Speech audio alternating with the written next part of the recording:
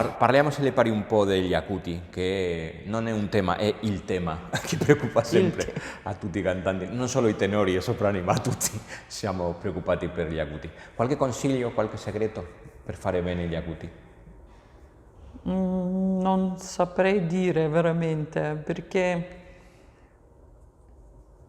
per me è andato un po' tutto automatico, che io quando ho cominciato a studiare ho cantato certi vocalizzi di Vakai, di Panofka, adesso non mi ricordo esattamente, con 13 si bemolle, e andava così e mi divertivo molto, più sono meglio è, cioè, ma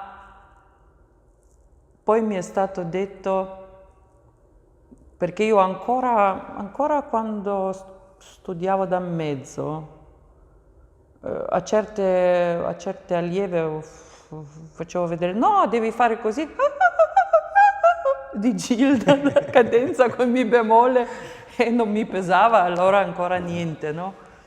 Cioè, con la gioventù poi ce l'hai le cose che poi anche perdi, no? Però io non ce l'avevo anche con 13 si bemolle, un vero buono stabile si bemolle non ce l'avevo ancora, dovevo lavorare e devo dire che nessuno mi poteva aiutare che io stessa di trovare, no? Però poi con questo lavoro tecnico piano piano la voce si è stabilizzata e come mi è stato promesso, quando la vera voce, troverai la vera voce, quei sovracuti si spariranno e così era, cioè fa, diesi, non li cercavo più perché era pure normale, perché quella voce ha fatto un volume e la rotondità poi quella che si doveva trovare. Sì, acuti è una cosa inspiegabile, devo dire. Per esempio, io trovo che normalmente, anche a me succedeva, quando siamo giovani pensiamo che l'acuto necessita più forza di quella che necessita quando sai come propriamente si fa, no?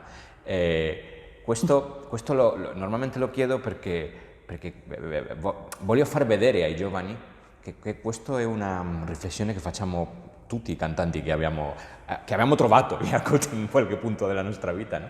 Che non è necessaria tanta forza e nemmeno tanto fiato, perché a volte viene l'acuto, non so, prendono a tutta l'aria il fiato dell'abitazione, no? E non è necessaria, no? Credo anch'io che non è necessario, e poi se hai quel punto di cui ho parlato prima, ce lo puoi proprio sparare, ma finché non l'hai trovato e devi non solo trovare quel punto di posizione dove è giusta la posizione per tutte le note, anche se più acute e sovracuti io li sento sempre un po' più, non solo in alto, ma anche in avanti, ma non qua avanti nella massima.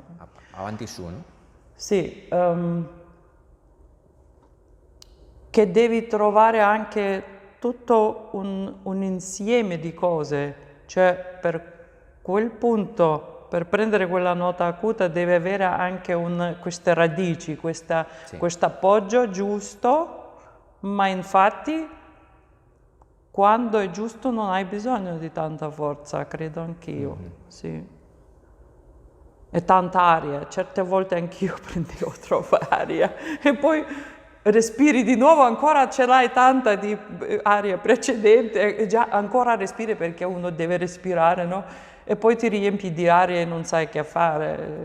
Ci sono anche queste scoperte state. Sì, perché è tutta l'aria qui nella gola e non puoi farlo, no? Sì. È impossibile, è tutto un tappone. Sì, sì. Va bene, possiamo finire se gli pare l'intervista. C'è un'ultima domanda che mi piace fare, è quella domanda dei consigli per i giovani che normalmente si fa, ma io la faccio in questo modo. Che consiglio daria lei ai principianti che nessuno ha detto lei quando lei era principiante? Questa cosa che uno pensa, Già se me molto l'avevano tempo detto... fa, non è che mi ricordo molto. Che cosa non mi hanno detto? O se no un consiglio che lei pensa fondamentale per i giovani. No, potrebbe essere quello che ho già parlato, che uno deve sapere quello che vuole, ma neanche nelle questioni di repertorio. Se tu senti, ce l'hai certamente tutte le note necessarie, e se tu senti questa può essere la cosa mia, cioè questo lo posso fare, no? Devi farla. A me dicevano pure, no, la norma, no, tu non ce la farai mai. Ho detto, vediamo. E ce l'ho fatta. Certo, ho fatto solo in parecchi concerti, ma non in palcoscenico, non volevo fare, perché con certe difficoltà di regia potrebbe essere che mi impediscono e non riuscivo, perché non è che sono nata proprio un soprano leggero o soprano acuto proprio, e allora dovevo pensare a questo. Ma l'ho fatta e dicevo che se vedrò che non mi esce come me lo immagino io, con tutti i pianissimi sugli acuti, cioè tutto ciò che richiede questa parte, se vedo che non riesco, dico non mi sento bene, non posso fare. Però sentivo che la devo fare. Come dall'inizio forse ho sentito che la Gioconda sarebbe una parte per me.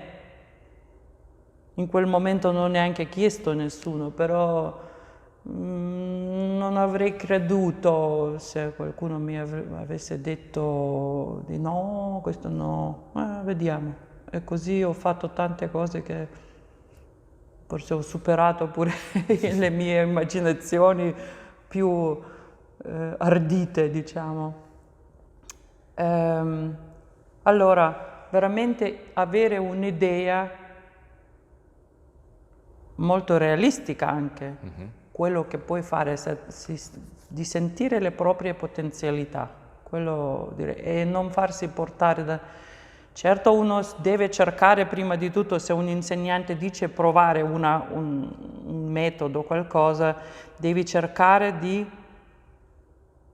adottarlo, però poi devi capire, ti fa bene o non ti fa bene, non si deve mai lasciare così fiducioso fino al 100%, no, devi sempre avere dubbio, anche in carriera poi devi sempre avere dubbio su quello come fai, perché oggi il tuo organismo è una cosa, domani è già un'altra, c'è un sviluppo anche di voce, del strumento stesso, e allora si deve sempre non fermarsi mai di indagare. Non è finita mai, finché canti devi ancora trovare questa e quella cosa, devi rivisitare sempre tutto. Sì, e forse non è seguire sempre delle etichette, no? Perché penso che oggi c'è un po' più di tolleranza che tanti anni fa, no?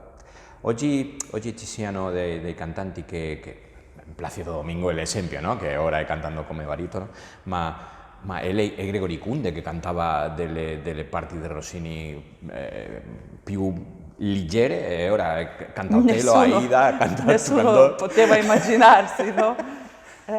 Sì, però lui sapeva sicuramente, lui sapeva che ce l'ha dentro, e forse certamente ha lavorato anche duramente per far uscire fuori questa voce, ma lui sapeva che ce l'aveva. Sì, lui mi diceva che è stata una cosa naturale per lo per sviluppo, lui, sì.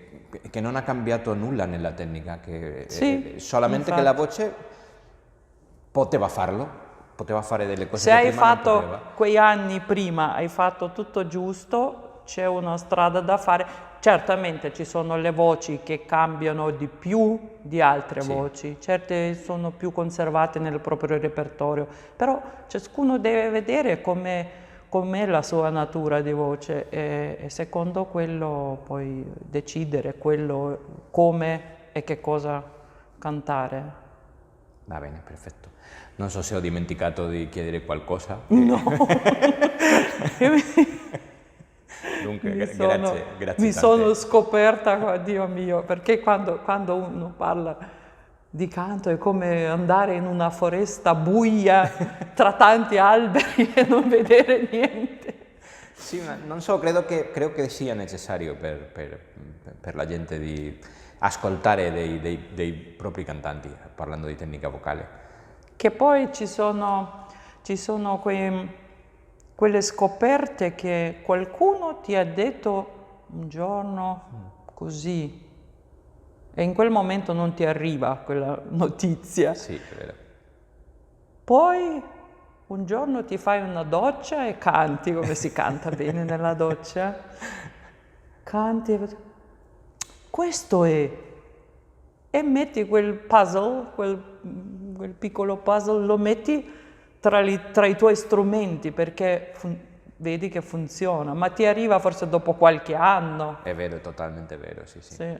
Sì. Io me ne ricordo di chiamare Raul Jiménez e dirgli: ho capito ora con quello che mi dicevi l'anno scorso. L'anno scorso ancora buono, ma certe volte arriva dopo tanti anni, però importante che arriva. Sì. Grazie tante per il suo Grazie tempo. anche a te.